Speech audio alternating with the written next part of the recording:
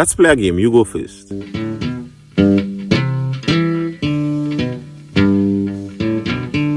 Exactly. We can't actually do anything with unlimited freedom. So freedom itself becomes a question of free to do what?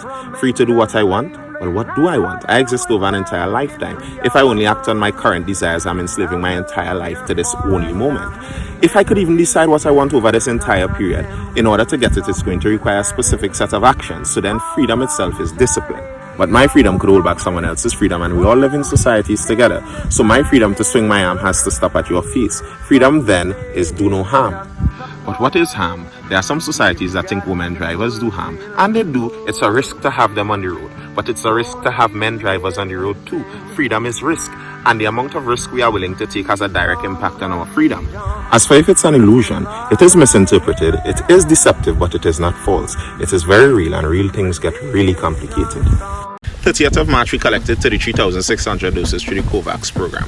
They're trying to make sure that poorer and smaller countries have access to free vaccines or are able to buy it, which we did with a 148,000 US loan from the IDB. We bought the AstraZeneca vaccine. That's the one that England is using, with 7 people dead from blood clots, but they're not sure yet if it's a coincidence or not. That's the problem with information on scale though. 0.0001% of people dying from a vaccine sounds like a really small number, until we recognize on a global scale that's Tobago, Barbados and Grenada all dead. And if all those deaths could go viral online, that would be a lot of fear to go around.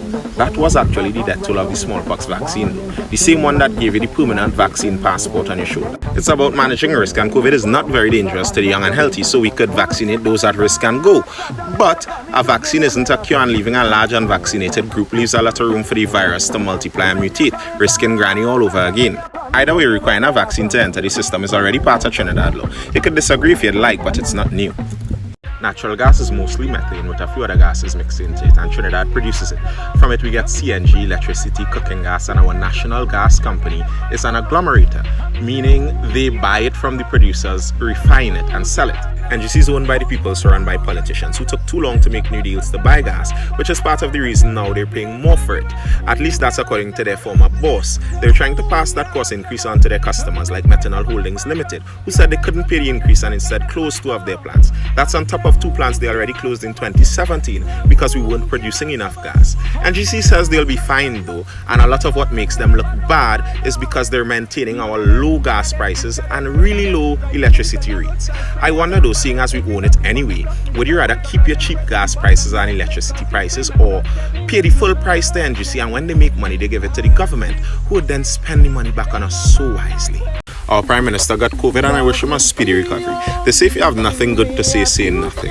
But I guess everyone has different versions of good, because the amount of people I see wishing him hurt and death, it makes perfect sense actually. Because if I were to believe what politicians say about each other, an evil psychotic man who wants to destroy my country dying is a good thing.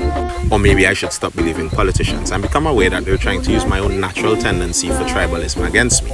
Dividing everyone in one country into different tribes is great for political support, but not so much for peace, because tribes tend to fight.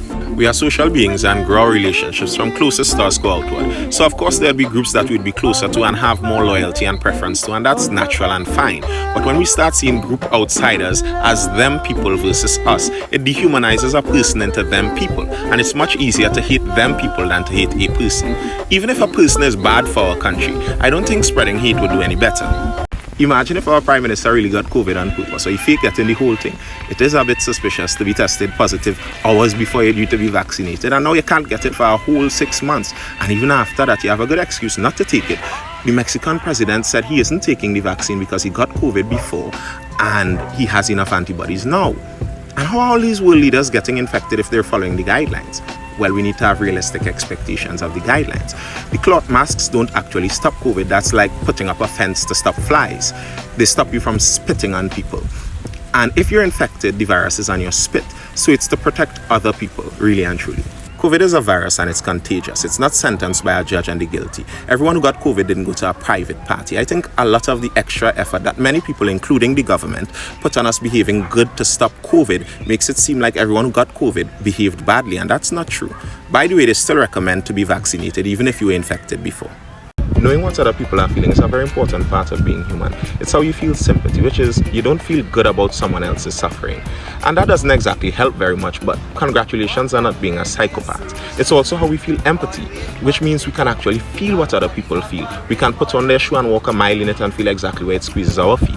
If I can feel the desperation of working all day and still not being able to feed my family, then the choice to help our Venezuelan neighbors becomes a very obvious one. Or if I can feel the fear of a mountain in my backyard deciding it wants to explode and become a fountain of melted rock at 1000 degrees Celsius. And that's not to forget the poisonous gas and the toxic ash that comes raining down on me, and that's all while I live on an island the size of Mayaro, so there isn't much place to escape.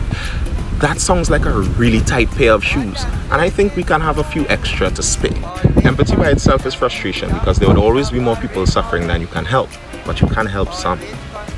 The St. Vincent Prime Minister announced that anyone who is to be evacuated by cruise ships or go to another island needs to be vaccinated first, and that sounds pretty harsh. Where's the empathy in that? Imagine how you would feel if you were trying to escape a natural disaster and being stopped because of an injection that a lot of people are already worried about.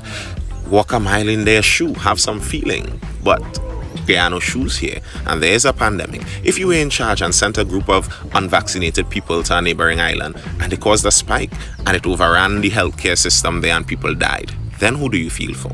As real and important as feelings are, everyone has their own and they don't always line up. So if you're leading with just empathy and feelings, it becomes a matter of whose feelings and how can we possibly decide which feelings to follow. We can't follow everybody's. Do we follow yours? Your lived experience and how you feel about it is very important, but so is everyone else's. And if we're making decisions that affect everyone, somebody's feelings must be ignored. If you're leading yourself and making decisions, your own feelings must be ignored sometimes.